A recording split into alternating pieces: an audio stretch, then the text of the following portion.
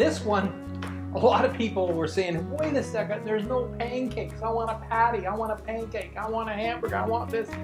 And so I came up with this one, and this has become a big delight. In fact, I gotta say, sometimes I almost have to defend the kitchen in this one.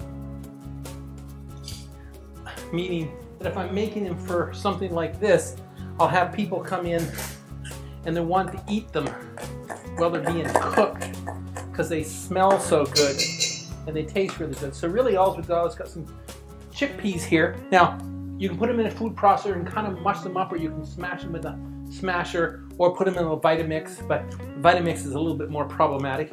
We've got some shredded potatoes here. Now, you can shred them using a mandolin if you want to, or you could use a food processor. And some squash. It's a pretty simple recipe all the way around, so we just need a little bit of roughage. So we're going to throw in those onions. We're going to throw in the parsley. Now, I'm looking at the volume here, and I'm looking at that little egg, and I'm thinking 2 eggs.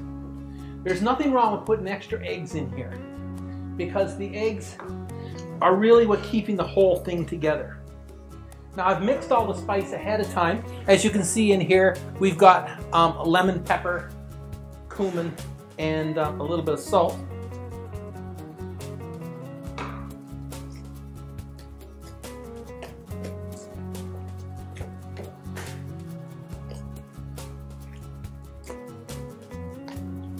And we're just going to whip those eggs up a little. They've been good eggs. They don't really deserve to be whipped, but we'll do it anyway. I find a recipe like this works a little bit better if the eggs are at room temperature. It's not absolutely necessary.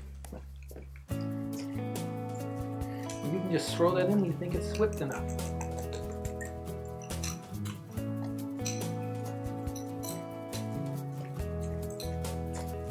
Now, it doesn't say this in the recipe, but when I'm making various other things, I just put a little bit of olive oil in here.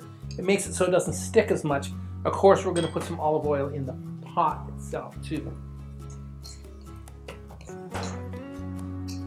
And basically the whole idea is just to stir it thoroughly enough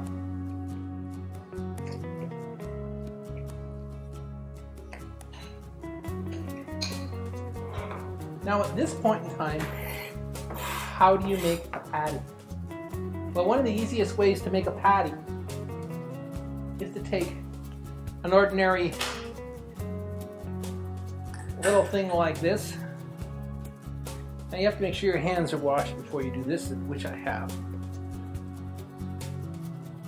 Because you kind of go like this and pat it around. There's a little bit of stragglers around the edge, so I often just take the knife and go like this. And we're going to need that flipper here pretty soon, I would think.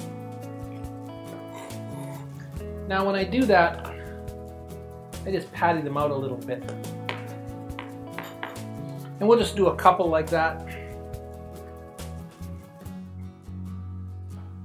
Now, if you don't mind if it doesn't look pretty, you can just leave those stragglers on. But it does have a little bit of a problem of fitting it into the frying pan. I'm just going to take these three and put it in the frying pan here. Put a little olive oil in there and heat it up. This is a small frying pan. Of course, at home I'm lucky enough to have a whole griddle, and so you could do 20 of these at a time on that.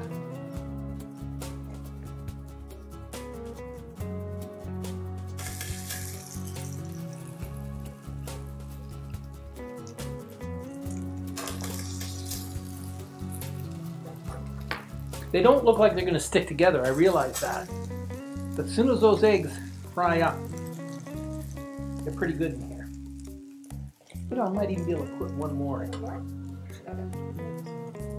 Yeah, let's wait and see how these go. So how did you grate the squash? Did you put that in a food processor? I put them just on the big blade of the food processor. And it worked really fast. I mean, the problem is you take a squash and you have enough to make 100 of these. You know, that's one of the problems. You almost want to use a quarter squash or a half a squash, or have a party where you can make a whole bunch. Do you think they would freeze? Oh, they freeze absolutely fantastic.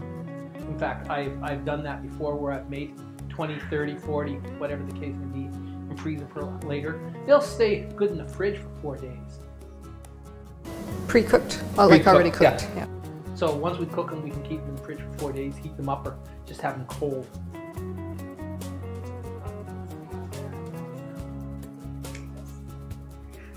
Well, first of all, we peel the skin before we do this.